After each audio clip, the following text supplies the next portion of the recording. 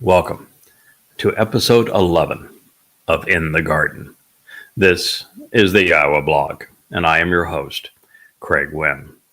When last we encountered Towrah, the actual name for the woman in the garden, Eve is the name of a pagan Mother Earth goddess, showing how disrespectful every English translation is of the names that Yahweh has chosen.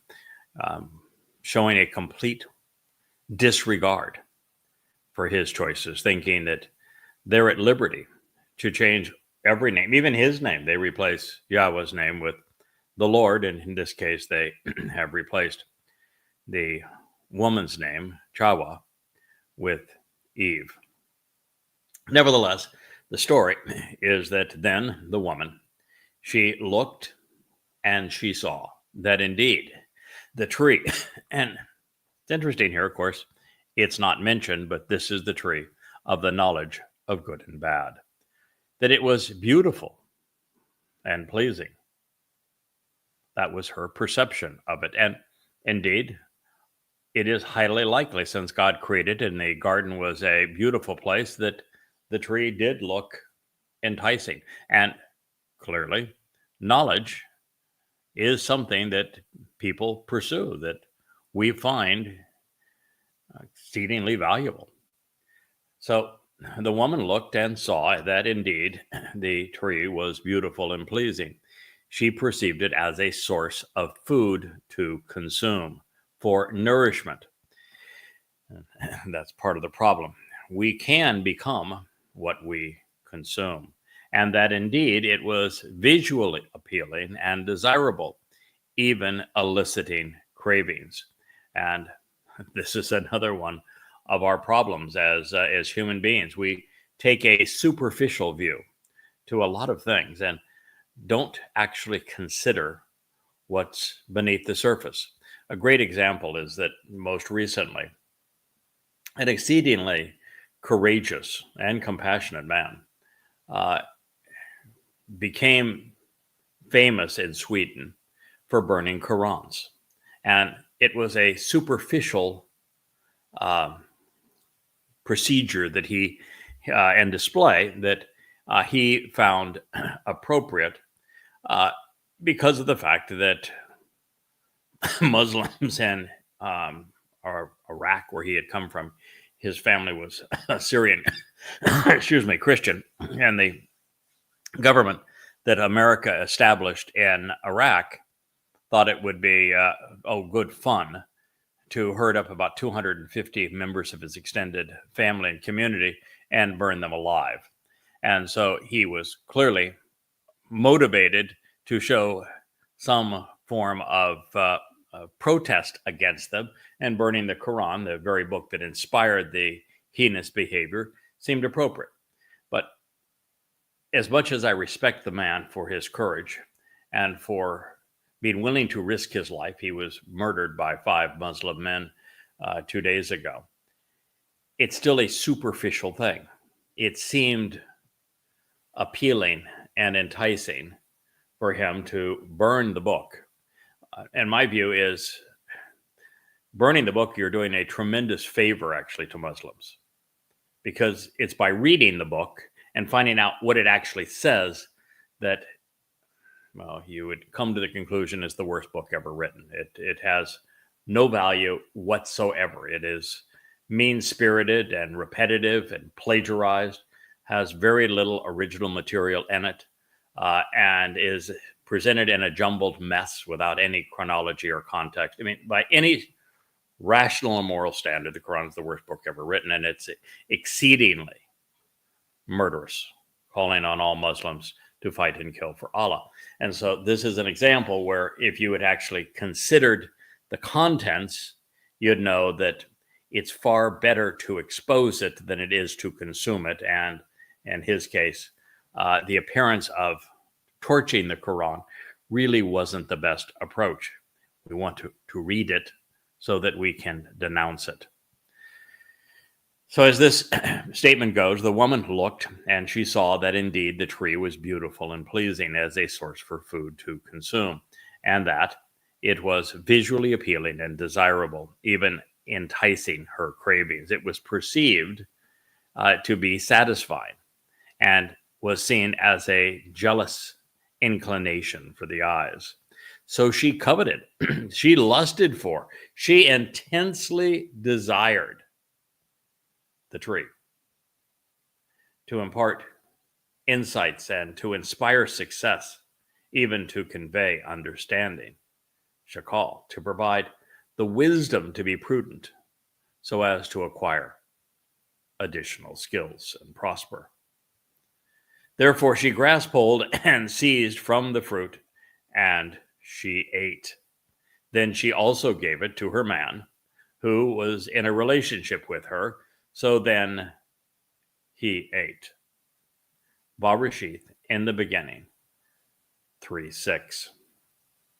Now, in this statement, I've made a big deal about the fact that almost everything about this particular tree that Yahweh described as the tree of Tob, good, and Ra, bad, that which is wrong and counterproductive, as compared to those things which are beneficial and correct, all in the same source of information.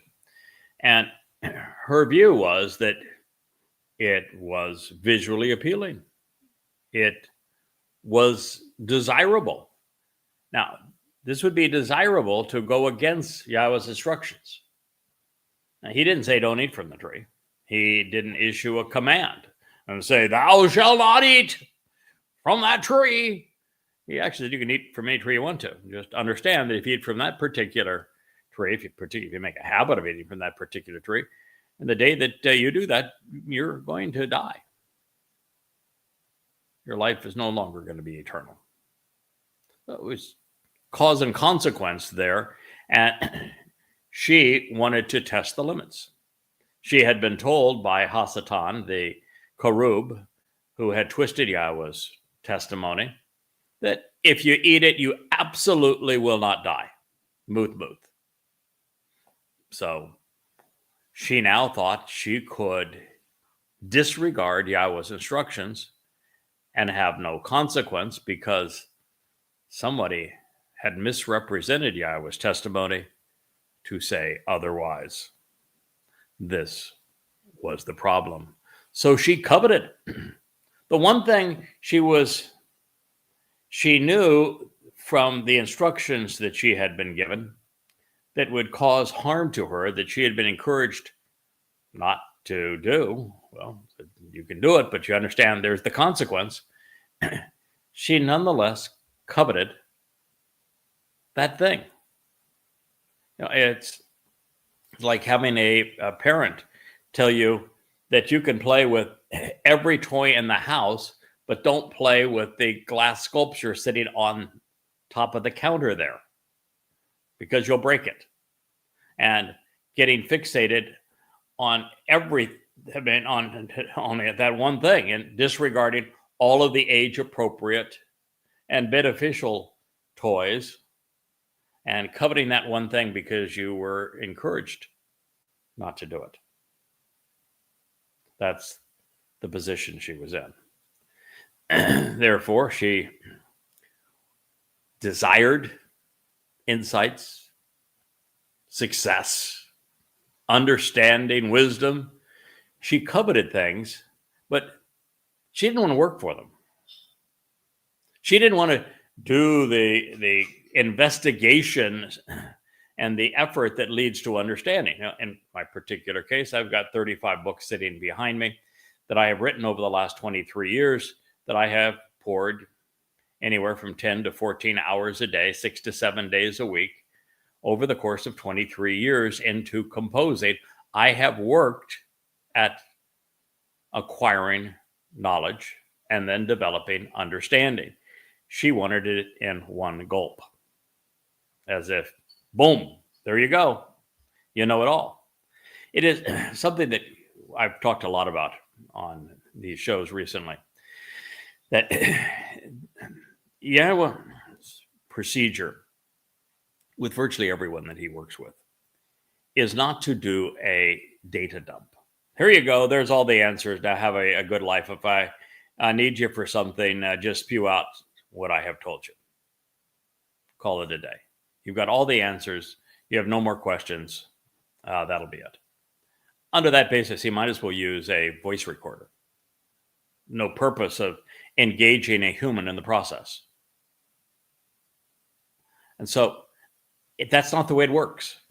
With Yahowah, you have to do what Dode did. You have to do what Moshe did. You have to study what God has said, think about it, ponder all the implications, analyze it, make comparisons, and then over time you gradually learn. And each day you know more than you did the previous day, and therefore you can refine your understanding and convey what you have learned.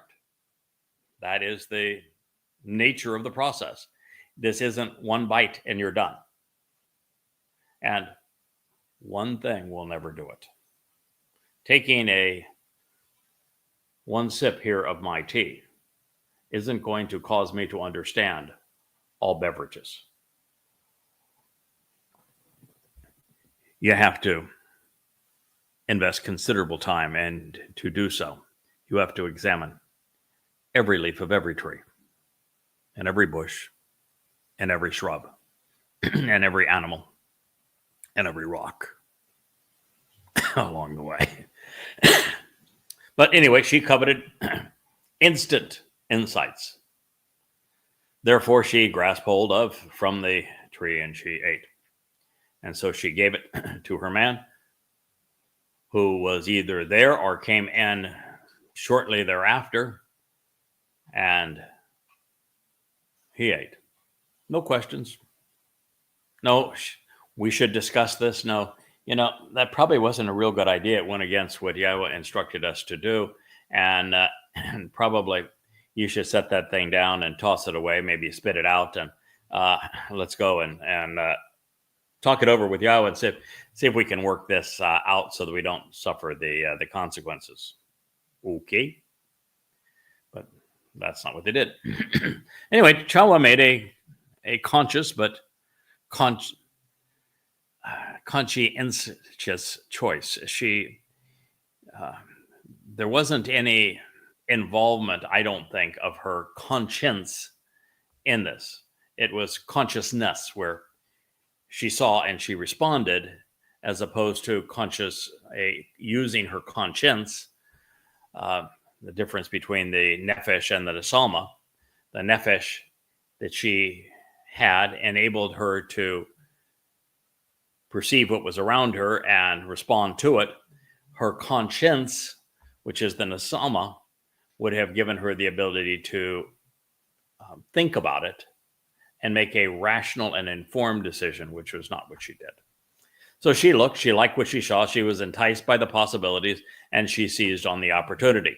There would be no fact-checking, no attempt to compare Satan's counterfeit to the original instructions. Towrah didn't turn to Yahowah and ask for clarification on his guidance, nor did she discuss this with Adam. Enticed by bad information, she made a poor choice, a superficial one at that. The tree appeared good to eat, looked pretty, and it was visually appealing. I think a lot of people have made decisions on that basis. I think many people have chosen their presidents and prime ministers on that basis. I think a lot have made poor choices on choosing their spouses on that basis as well. Just saying. Now, imagine that. When you put it all together, she forfeited living with God in the garden based upon insufficient and irrelevant observations, all based upon pretense and opinion. Yes, next time somebody says to you, I'm entitled to my opinion, okay, what's that going to get you? But isn't, that what every religious person has done throughout history? The faithful never compare their religious claims to God's testimony, because if they did, they would recognize that their beliefs are predicated on lies. And that's the basis of goddamn religion. It is the basis of Babel. It is the basis of the books that I wrote on Twistianity, 13 of them. And what they do is they compare false prophets with what Yahowah actually conveyed to prove that those religions and the books supporting them are completely erroneous. Now, addressing his relationship with Towrah, the next text states that Adam, that he was in a relationship with her, which is to say that he was associated with her in this decision and thus is considered really similar to her. Does not infer that Adam was standing next to Towrah this whole time, or that he had been a party to the exchange with Satan. It just means that they were of one accord and fate, necessitating consistent consequences for similar choices. Unlike Judaism, Christianity, or Islam, there would not be a double standard, with the woman being blamed for man's mistake. In fact, in this case, I think Adam was far more to blame than was Towrah, because Yahweh's instructions had been offered to him, and it would have been his responsibility to not only inform Towrah regarding what Yahowah had said, but the moment he was shown what she had done, he should have immediately said, fortunately, he spoke to us. Now, I don't know if he would have known the imperfect from the perfect, but he spoke to us in the imperfect conjugation. And therefore, the communicated instruction was we should not make a habit of eating from this. If you set it down, you're not eating from it, and it's all going to be good. He didn't do that either. So I think that Adam could have kept the problem from happening had he done his job, had he been a responsible individual in this case, and then he could have eliminated the problem, resolved it by subsequent instruction. This handsome fellow here, this is Wookie. He likes the story of In the Garden, so he wanted to participate in this particular program. Who's to tell Wookie no? So, lacking any information to the contrary, the implication is that Adam lacked the good sense and character to challenge the majority opinion. If so, he represents most people today. They do not possess the character, the courage, or the conscience to make an unpopular stand, even when it's against something decidedly bad, and even when it's good to do so. Had Adam countered the adversary's enticing solicitation by correctly citing Yahweh's instructions, all would have remained good. Had he encouraged Towrah just to set down the fruit, she would have remained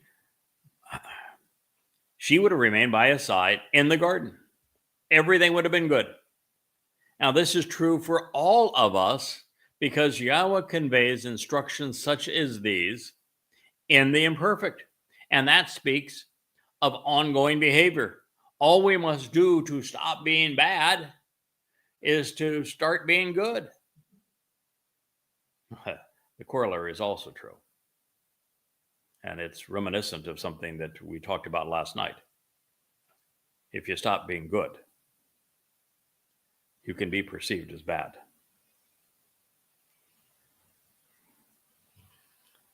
Relationships require ongoing commitment to be valid. Well, Adam would ultimately have his relationship with Yah reconciled, and likely for this very reason, in general, most people in this situation will eventually die rather than experience the anguish of eternal separation. It is a horrible thing to encourage others to reject God, while less objectionable to succumb to enticements. Those who promote mischaracterizations of Yahowah will be held accountable for robbing their prey of their souls. As a result, Sheol will be much more popular than Shamayim. Covetousness is what caused Satan to rebel against God.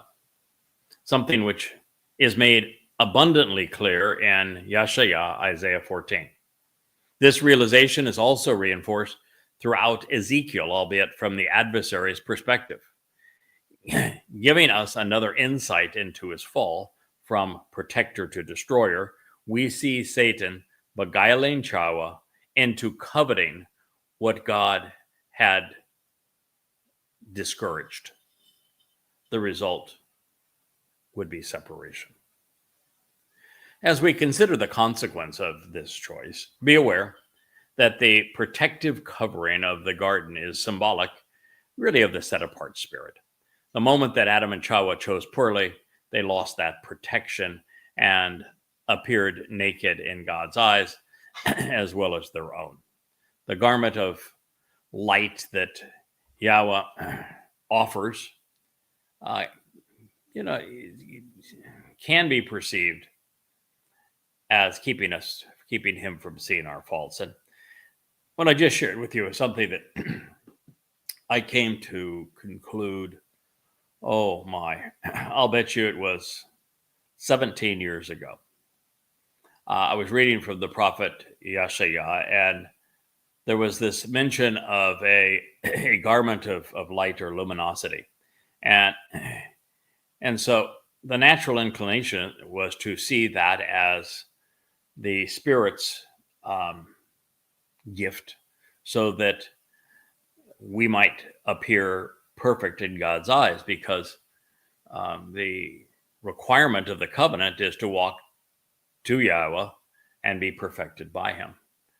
And this seemed like the natural answer to that question, even though it's really not said anywhere that this is a spiritual garment, or that it's applied so that Yahweh can't see our faults. The very idea was that if we have darkness within us and this darkness is subjected to the light, the darkness goes away.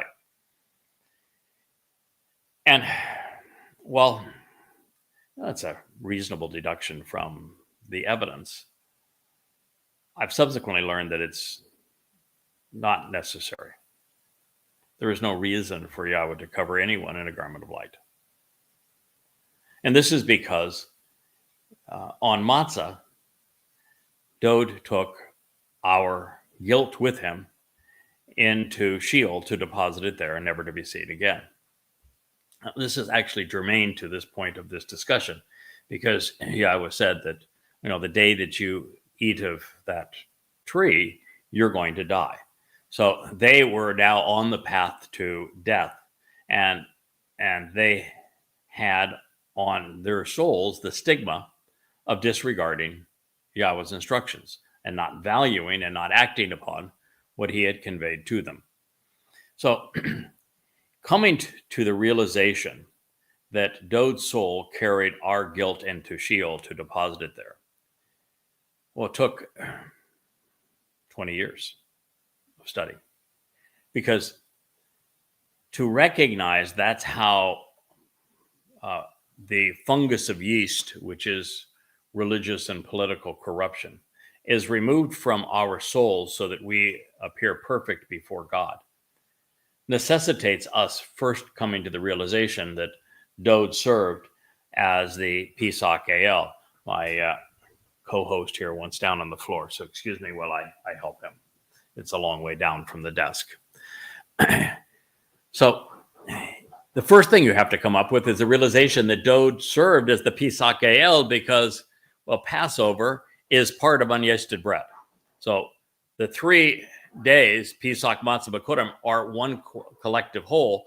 So the resolution on Matzah has to begin with Pesach. Now, I came to recognize that Dod was the Passover lamb by confronting the first 30 Moed Mizmor, the Psalms, as I translated them probably for the 7th or 8th time and was rewriting coming home.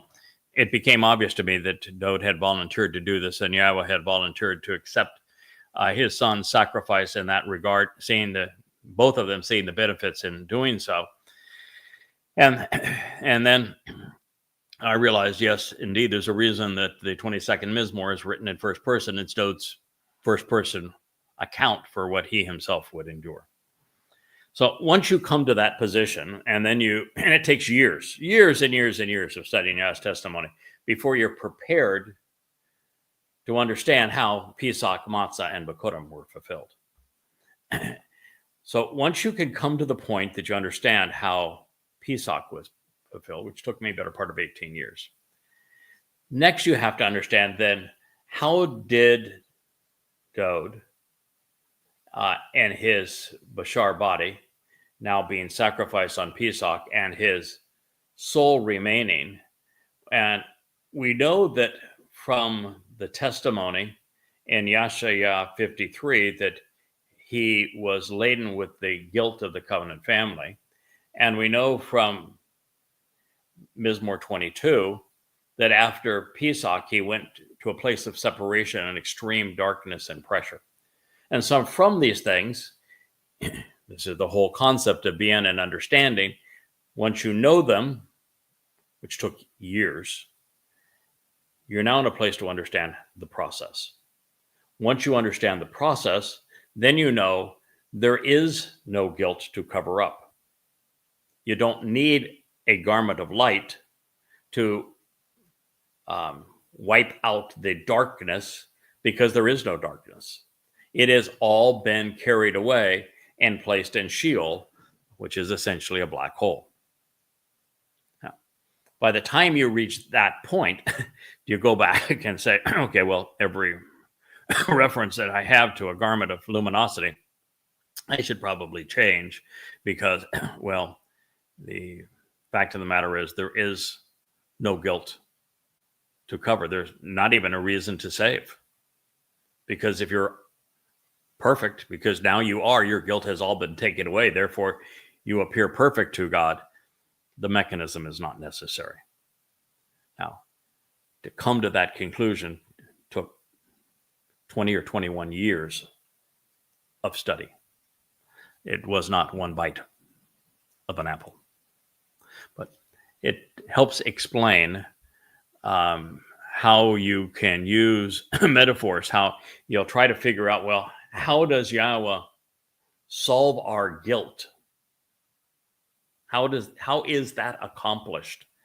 And it takes an enormous amount of study and making the proper connections and getting to know Yahweh and his son, David, exceedingly well before you can come to that place. So this continues. So the eyes, perceptions, and perspective of both of them were opened. Now, that is true for anyone now who is exposed to good and bad, right and wrong. Your eyes should be open. It's why I'm a huge proponent of free speech. It's why I think that the more people know, the better it is. And then we should be trained to chakma, to use our ability to process information rationally and be discerning to determine what is good and what is bad, what is right, what is wrong. Their perceptions and their perspective, both of them were open, and they recognized as a result that they were naked and exposed. So their nudity, while they were in a relationship with Yahweh, was a good thing. When they were estranged from Yahweh because they had not followed his instructions, nudity was perceived to be a bad thing. Therefore, if you look at the religions of Christianity, which have, women going to be dressed up like this, and, they don't show any ankle, and Islam, where women are told to wear garbage bags, the very fact that they are embarrassed by being exposed tells you that they're being religious, that they're estranged from God. Those who are estranged from God see sexuality as fornication and evil, twisted and perverse and corrupt. and of the flesh. Read Paul. Whoa. And those who know Yahweh see sensuality, sexuality, physicality is beautiful and pleasing. So this is a profound insight that I don't think has been previously shared that might be helpful to you.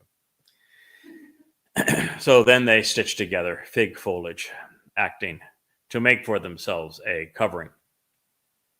I can just see them stitching together fig leaves, but nonetheless, that is what it says. The reason it likely says that is that the fig would later become symbolic of Yisrael. And when the fig is in full bloom, if you will, then Israel is growing and healthy. And when the fig withers, Israel is sick and dying. And so that is likely the result here. But there is more to it than that. Most people who are not exceedingly familiar with Yahweh, who are not genuinely part of his covenant family, view themselves as vulnerable. A great example would be when Yahweh came off Mount Towrah, and the purpose was to speak directly to the children of Israel and to tell them in no uncertain terms, this is my guy, this Moshe right here. He's my guy. I chose him. I am speaking through him. You need to trust and rely upon what he says, because we're going mouth to mouth. Even that, mouth to mouth. I was having lunch with my wife today, and I said, so, sweetheart, do you know why he said mouth to mouth as opposed to mouth to ear? And I said, don't feel bad if you don't know the answer first time through. I didn't either. In fact, I said, why did he say that? Why didn't he say mouth to ear? Well, because if you recall earlier, he told Moshe, don't worry about your mouth. I designed it. Well, in Moshe's case, he spoke through Moshe as if he was using Moshe's mouth, as if Yahweh's mouth was Moshe's mouth. So here you have a situation where the children of Israel, I am sorry for all these little detours in different places, but there's just so much to share. And the more I think you know, the more hues of this and shadings and lines and gradations of this picture that you know, the more comfortable you're going to be with Yahweh, and the more welcome I'm going to be in your home, because I'm building a base of knowledge that will help you understand what your options are relative to God, and then how to engage appropriately to maximize that opportunity. So anyway, Yahweh started talking to the children of Israel, and we're going to say, well, that's really cool. We're delighted to know, Yahweh, that you are God. Thank you for delivering us from the bad guys over there in Mitzrayim. That was really a bad experience. It was quite the journey, man. The whole, parting to the sea and all the thing. That was a really good trick. And we're happy to be here and everything. So now that we've gone through all of this, could you please shut up and go away? Now, why would they tell the God who just liberated them from 80 years of being slaves to shut up and go away? Did you ever wonder? Was God sending down lightning bolts to burn their little britches? No. Was God casting aspersions on them? No. Had they been little shits? They had been. They had been embittered malcontents from the beginning. They knew they were naked to God. They knew that they had been irascible and embittered and contentious. And they knew the darkness that lurked within them. And they didn't want that exposed to God. So, goes right back here. They knew that they had disregarded God's instructions. Yahweh had been exceedingly good to them. They had no reason to disregard his instructions, but they did anyway. I know some former covenant members that are in that same situation. They did anyway. And as a result of doing so, they realized they were naked and exposed and therefore vulnerable. And anytime somebody shines a light, and Yahweh is light, on a vulnerability that you're trying to hide, it makes you really uncomfortable. That's why the fig leaves. Adam and Chava had, of course, seen one another naked countless times. So the reason for the hastily crafted sash was that with the exposure to malevolent thoughts, they now felt vulnerable. The addition of bad had become a burden, precluding the enjoyment of something designed to be attractive. Doing the wrong thing ruined a very good thing. Nudity was desirable until their thinking was corrupted. I have concluded that the same is true today in every religious culture. And make no mistake, dressing women up to hide everything, even making them cut off their hair, is an essential element of ultra-Orthodox Judaism too. All religions are keen on not allowing women to be free to show themselves. It is curious that the first thing they came to realize from having gained access to greater knowledge was that they were now unprotected and thus vulnerable. They seemed to instantly realize that there would no longer be any protection from God. They had chosen to be on their own by disregarding Yahweh's instructions and worse, augmenting them with their own. They had become self-reliant. And the history of civilization portends mankind does very poorly left to our own devices. In the next statement, most English Bibles are one to render la ruach ha-yom as in the cool of the day. But la means to or toward, not in. Ruach means spirit, not cool. Moreover, yom literally means to be hot, making cool an oxymoron. It is not that the translators don't know that ruach means spirit. It can also mean wind. It is correctly translated as spirit 232 of its 378 appearances, and almost all of the remaining as wind. It is rendered as cool only once here in Genesis 3:8. And since Satan is a ruach, you have to be really careful when you talk about ruach, because not only Satan a ruach, but all of the demons that he elicited to join him are also ruach. So there was a spirit to be concerned about on this occasion, rendering cool a very poor representation. Now, during the entire process of betrayal, there has not been a single reference to Yahweh's name. It is something that this episode shares in common with Judaism and with Christianity. And now on the cusp of being judged, well, they would hear it again. And those of you who have stepped away from Yahweh or have never come to know him and have misled people through religion or conspiracy, even of politics, then you're going to know it again in the end. And they heard the sound of Yahweh Almighty walking in the protected and enclosed garden, regarding the spirit of the day.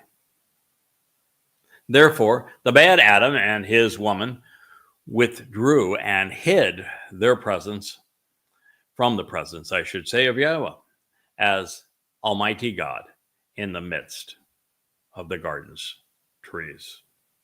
Barishith, in the beginning, 3:8. They would have done much better and have certainly fared better listening to Yahweh prior to this moment. As a matter of principle, we should listen to him now and benefit rather than later while being judged. The spirit of concern on this day was Hasatan. His errant citations and misappropriations of Yahweh's testimony would cast an appalling shadow upon the earth, occluding the light for millennia. It was also the result of Adam's and Chawah's poor choices. By reading this, we know that Yahweh was physically present with Adam and Chawah. Now, all of Yahweh doesn't fit into a human being, so the entirety of Yahweh was not walking in the garden. But just as Yahweh has a ruach that he can project from him to convey his maternal and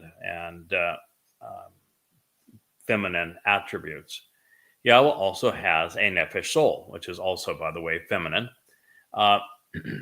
And the nephesh, he can project into any physical construct of his choice. And so, since Yahweh created all the animals, including man, he could have made a physical being and placed his nephesh inside of that physical being so that he could commune with Adam on his level and could enjoy all of the beauty of the garden that he had conceived. And so this is likely the way that occurred. It would be very much like we witness in the movie Avatar, although they wouldn't be green. Or no, I guess that was blue. They wouldn't be blue. And they wouldn't, Yahweh wouldn't have to sit in a little tube to make this possible. So it is likely that is the method of accomplishing this. So it's true that he had done this enough times that they were familiar with him and they recognized his stride as he approached.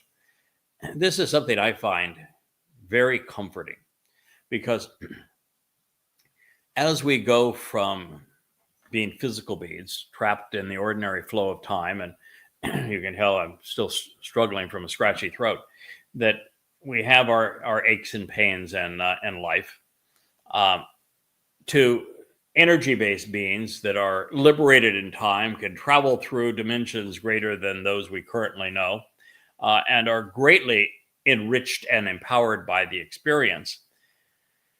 There are still many things that I enjoy, and I'm sure you enjoy, about being a three-dimensional being.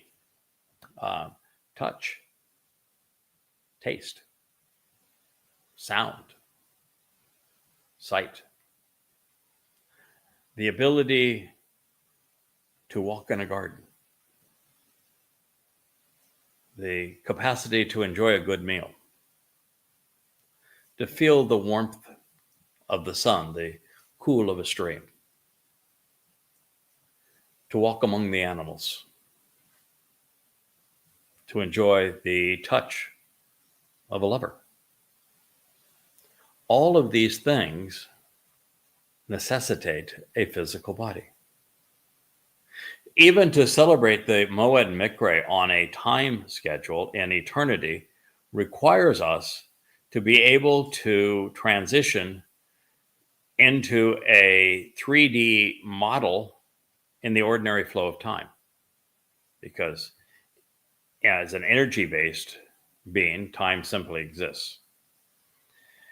So I'm not just hopeful of, based upon Yahweh's experience here and what he has offered us, and what Einstein discovered in terms of energy equals matter times the speed of light squared.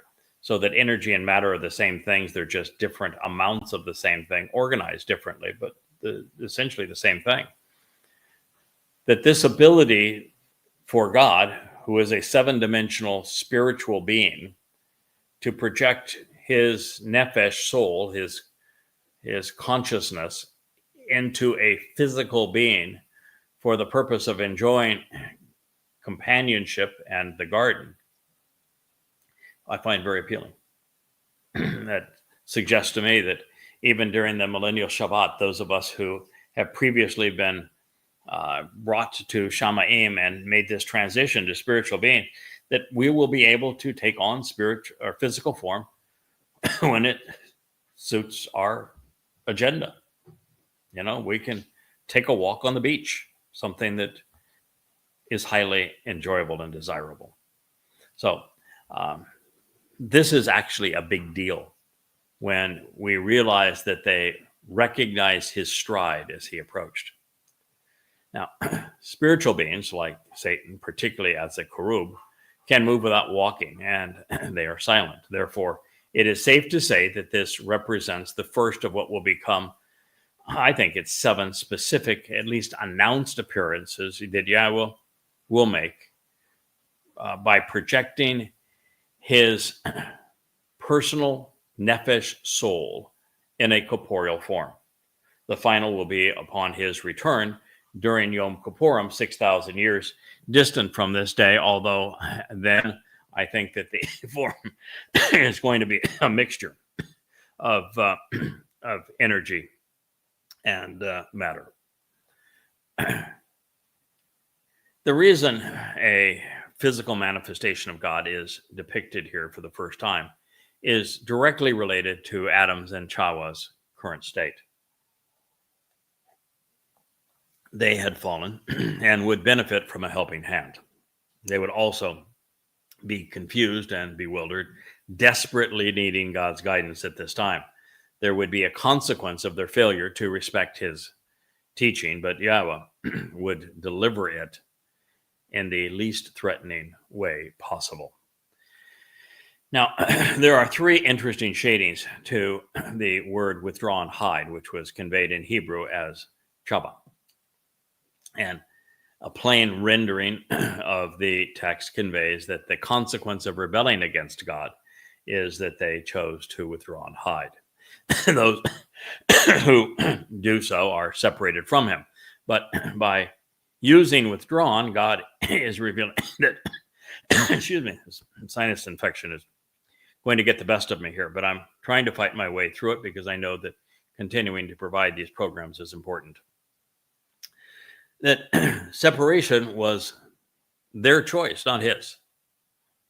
Further, the first couple was aware that they had made a poor decision and that their Nesama conscience helped them realize that they should feel a sense of remorse about what they had done. Even to this day, guilty people flee the scene of a crime and tried to hide from responsibility and consequence. That is what occurred here. They knew they were guilty. And the guilt was of disregarding Yahweh's instructions. Lastly, Chaba is the root of chabab, which means to fervently love and cherish. During their time in the garden, Adam and Chawah had come to love Yahweh, and they cherished their close and personal relationship with him. So when they were beguiled by Satan's play on words, they recognized that they had hurt someone they cared about, even revered. And I dare say God was also hurt on this day. When we disappoint those we love, especially our parents, the last thing we want is to face them. Well, fathers know best. Yahweh would kara, invite them in a welcoming way, and call out to his now estranged children. From this day forward, there would be 7 invitations annually, each designed to facilitate humankind's return to the garden. Yahweh, which is God's name, transliterated as guided by his Torah instructions on his Haya existence and his role in our Shalom reconciliation as our Eloah, Almighty God, who is God Almighty, called out to the man, Adam. And he asked him, "Where are you?" Ba Rishith in the beginning. 3:9. So may I ask you the same question? Where are you? Are you halak, walking toward Yahweh along the path he has provided through the Mikre? Have you answered his kara, invitations to meet and to be welcomed into his company? Or are you like so many others, and especially Yehudim Jews, who are chaba, withdrawing from God? Have you returned to Gan, the garden? Or are you still outside? Separated from God, head swirling with all manner of ill-conceived notions was the answer in Adam's case. His intimate relationship had been spoiled, a consequence of not listening to Yahweh and then choosing poorly. There was a right answer to Yahweh's question, one which provides the way back home. Kara, which is translated as called out, means to invite, to summons, to meet, to greet, to welcome, even to read and to recite. It is the actionable root of Mikra, the title Yahweh selected for his 7 annual meetings, for us to be called out and meet. And it is these meetings which provide the benefits of the covenant, allowing us to re-enter the Gan Eden. With his 7 Mikre, Yahweh is summoning us to meet with him, to be welcomed into his company, just as he called out to Adam on this day. Over the years, I have shared some thoughts regarding Chawah's state of mind, suggesting a number of possibilities, including the idea that she may not have enjoyed Yahweh's company to the same extent as Adam, and may have resented his relationship with God. Now, this is extrapolated from the text, predicated upon Yahweh's response to her. And here, in this prior statement, we're confronted with the realization that God was searching for Adam, calling out to him individually, rather than to both of them. And then corroborating this assessment, consider Adam's answer. He said, I heard something sounding like your voice in the garden. And because I was naked and exposed, out of reverence and respect, I was concerned, and I withdrew, having foreclosed something that I once cherished. Barishith in the beginning, 3:10. They had adorned themselves in fig leaves and branches, so he was not physically naked now. That was not why he withdrew. He was now bereft of Yahweh's glorious presence, and he saw himself as flawed, vulnerable, exposed, and mortal. He knew he would eventually die. He was guilty of doing something wrong, and he felt filthy.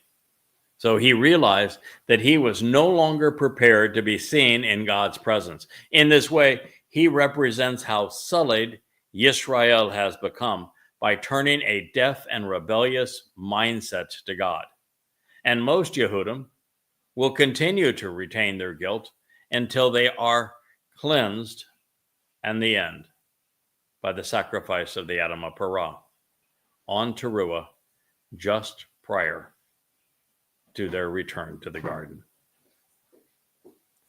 With their nisama conscience, or capacity for rational and moral judgment functioning, Adam and Chawah recognized that there was a reason to be concerned, even intimidated. The God who had been their friend, their loving father, had been hurt by what they had done. Out of respect for him and who he was, they were now afraid to face the one they loved and who had loved them in return. In this life, we have to do something grossly inappropriate for it to be appropriate to fear the Almighty. This is especially so, recognizing that his intent is to sever, as a father, for those who are part of his family. He does not want our relationship with him torn apart. And yet he knows that if his family are just completely incongruent with his testimony, if they have become so rebellious and so misguided that they can't be seen together, God needs to push them away and have them live apart until they die, and that will be the end of their existence. In death, reverence will change, however, to fear for many when God acts as judge and presides over a wayward soul. Everyone will eventually confront Yahowah in one of these two roles, as father or as judge. The choice, of course, is yours. Not surprisingly, Yahowah is one of the Torah's most intriguing terms. It can be, and usually is, rendered revere and or fear. Concepts which are actually mutually exclusive. On one side, it conveys awesome respect and adoration. On the other, it speaks of great distress, dread, and concern, even of intimidation, which results from being in an unfavorable circumstance in the presence of an imposing authority figure. Each of the 600 times Yahowah appears in the Towrah of God, the circumstance dictates whether to render the word revere or fear. In some cases, such as this one, both connotations would be correct. Adam's reverence for Yah would have caused him to be concerned about what he had done. They were guilty, they knew it, and they were now face to face with a father that they had chosen to ignore and worse, contradict in association with Satan. They had come to value the adversary's promises over the word of God. Now, I'm convinced that the dichotomy inherent in Yahowah is by design, just as translators must choose whether to render it as fear or revere. We are all given that same choice. If we separate ourselves from God, then he is to be feared because he's judge and jury. And since his standard is perfection, those without a pardon will be found guilty and sentenced to death, and some even to damnation if they have led others astray. Such circumstances will be intimidating and should be dreaded. But for those who answer his invitations and who avail themselves of Yahowah's covenant, for those who are adopted into our Heavenly Father's family, there will be reverence and respect and unmitigated adoration for God's awesomeness.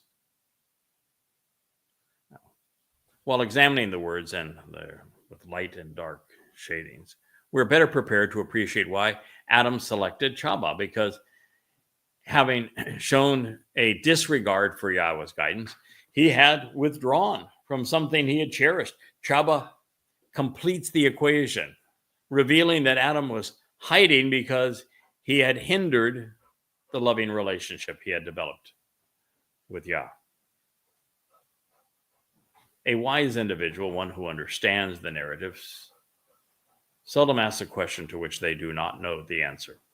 But by asking a person rather than simply making a statement, they encourage those that they are addressing to think about the subject at hand and then be accountable to their response.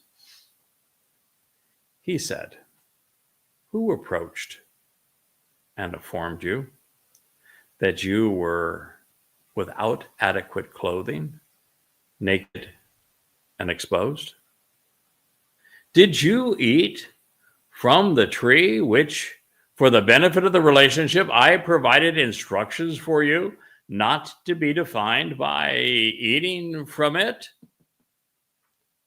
Bereshith in the beginning, Genesis 3:11. Who wasn't addressing the serpent? He didn't convey this to them. It was Adam and Chawah who, with their newly derived knowledge of good and bad, saw themselves differently, such that what had been very good now seemed as, well, inappropriate. Being exposed and vulnerable in a loving relationship builds trust and it enriches the experience. But when trust is shattered, it has the opposite effect.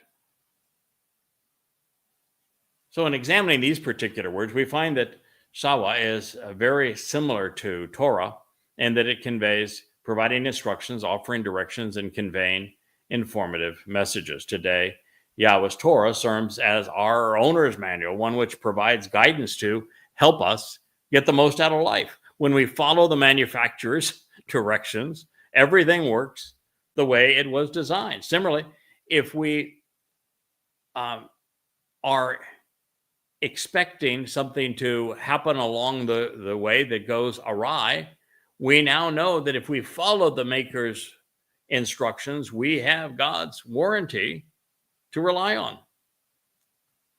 Now, the notable difference between us today and Adam on this day is that he relied on the spoken word, and we have the written Torah of God available to us. Had Adam and Chawah been similarly blessed, they would have opened the book and compared Satan's testimony to Yahweh's and recognized that the adversary was convoluting the Almighty's guidance to mislead them.